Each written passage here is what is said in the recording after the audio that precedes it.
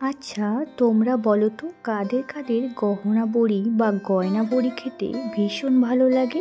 আমার তো খেতে ভীষণই ভালো লাগে। গরম গরম ভাতের সঙ্গে মুচমুচে করে ভাজা গহনা বড়ি খেতে কিন্তু দারুণই লাগে। আর জানো তো, এটা কিন্তু আমাদের এই পূর্ব মেদিনীপুরেরই সৃষ্টি, পূর্ব মেদিনীপুরেরই বিখ্যাত এই গহনা বড়ি।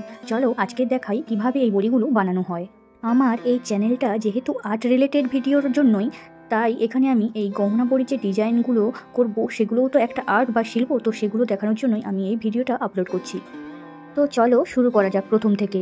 তো প্রথমেই এই বিউলির ডাল এগুলোকে ভিজিয়ে রাখতে হবে ঘন্টা 4-5-এর মতো, মানে 4-5 ঘন্টা ভিজিয়ে রাখতে হবে।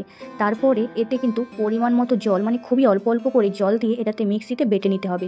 তোমরা শিলনোড়াতেও বাটতে পারো বা মিক্সিতে করতে পারো, তবে এটা কিন্তু খুব পাতলা হলে তাহলে গহনা বড়িগুলো দেওয়া যাবে না ঠিক করে, তাই একদম অল্প অল্প জল দিয়ে ব্যাটারটা করতে হবে।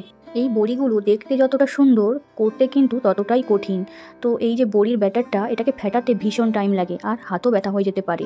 যত ভালো করে ফেটাবে তত বড়িগুলো শুকনো হলে হালকা হবে, আর খাওয়ার সময় মানে ভাজার পরে শক্ত হবে না, নরম, মুখে দিলে মুচমুচে হবে কিন্তু নরম হবে। আর যদি ভালো করে না ফেটানো হয় তাহলে কিন্তু ভীষণ শক্ত হবে, দাঁত খুলে যেতে পারে খাওয়ার সময়।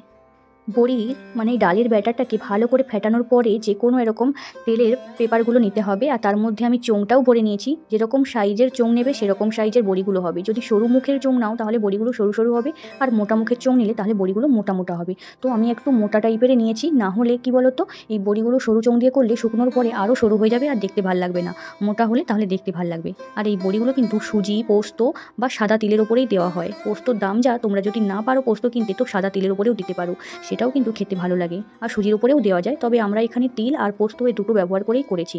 এই ডিজাইনগুলো কিন্তু আমি খুব একটা ভালো পারি না, তবে আমি শিখেছি খুবই, এই মানে আগে কখনো দিইনি, প্রথমবার শিখেছি। আর তারপরেই এতগুলো আমি বড়ি দিয়েছি। আর এগুলো দিয়েছি আমার যেহেতু নতুন নতুনই বিয়ে হয়েছে, মানে আমাকে তো জোগাড় দিতে হবে পৌষ মাসের, তো তার জন্যই এই বড়িগুলো জোগাড়ের মধ্যে দিতে হবে, তার জন্যই করা। তো তোমাদের যদি এই ডিজাইনগুলো ভালো লাগে তো তোমরা করতে পারো। আর এই ডিজাইনগুলো করতে কিন্তু আমার বেশ লাগছিল। প্রথম শেখার পরে কোনো কাজ করতে কিন্তু দারুণ লাগে, আর আমার তো এইসব ডিজাইন করতে ভীষণ ভালো লাগে, তাই আর কি। তো আমার এখানে আমি 2 দিন ধরে বড়ি দিয়েছিলাম, তো সেগুলোই।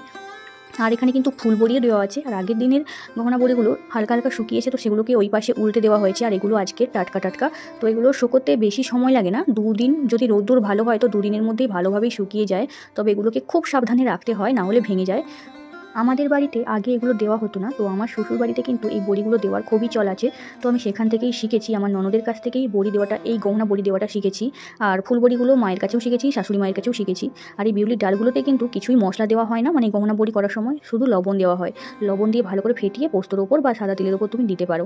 আর ফুল বড়িগুলোতে অনেক রকম মশলা দেওয়া হয়, সেটা যদি তোমরা জানতে চাও তো কমেন্টস করতে পারো, তাহলে আমি কমেন্টসে বলে দেবো রিপ্লাই, বা আরেকটা ভিডিও বানাতে পারি। তো এখানে দেখো আমি বিভিন্ন রকম ডিজাইন করেছি। আর হ্যাঁ, আমার সঙ্গে কিন্তু আমার মামিও বড়ি দিয়েছিল।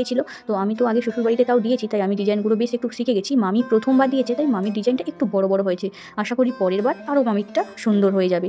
তো আর তোমরা যদি এই গহনা বড়ির সম্পর্কে আরও কিছু জানতে চাও অবশ্যই কমেন্টস করো, আর যদি এই ভিডিওটা ভালো লাগে তাহলে অবশ্যই লাইক করো, আর চ্যানেলে যদি নতুন হও চ্যানেলটাকে প্লিজ সাবস্ক্রাইব করে দিও। চলো এখানে এখন দেওয়া হচ্ছে মশলা বড়ি, মানে ফুল বড়িগুলো আর কি। গহনা বড়ি সব দেওয়া হয়ে গেছে, এখানে দেওয়া হচ্ছে ফুল বড়ি। মা ওদিকে বড়ির ব্যাটারগুলোকে ফেটাচ্ছে। আর হ্যাঁ, একটা কথা বলি, গহনা বড়ি কিন্তু একদিকে দেওয়া হবে আর একদিকে কিন্তু বাকি যে ব্যাটারটা থাকবে সেটাকে কিন্তু সবসময় ফেটাতে থাকতে হবে। যদি ফেটানো বন্ধ করে দাও তাহলে কিন্তু তাপটা বসে যাবে আর বড়িগুলো ভালো ফুলবে না, তাই সবসময় ফেটাতে হবে। আর এই ফুল বড়িগুলোকেও ফেটাতে হবে, ফুল বড়িগুলো বেশ ভালো করে ফেটিয়ে তবেই দিতে হবে, নাহলে এই বড়িগুলোও কিন্তু শক্ত হয়ে যাবে। আর এই বড়িগুলো সাধারণত রান্নাতে দেওয়া হয় বিভিন্ন রকম সবজিতে, মাছের ঝালে, বা এগুলো যখন আলু সেদ্ধ মাখানো হয়, আলুর ভর্তা বলো, বেগুন ভর্তা, সেগুলোতেও যদি ভাজা করে গুঁড়ো করে মেখে দাও তাহলে কিন্তু দারুণ লাগে। এখানে দেখো আমি আর মা মিলে দিচ্ছিলাম, আর মামিও দিচ্ছিল, আমরা 3 জন মিলেই দিচ্ছিলাম। আর বড় মা ছিল, বড় মাও একটু হেল্প করছিল আমাদের। তো এই দেখো একটা পাতলা কাপড় নিয়েছি, তার উপরেই দিচ্ছি এই ফুল বড়িগুলো।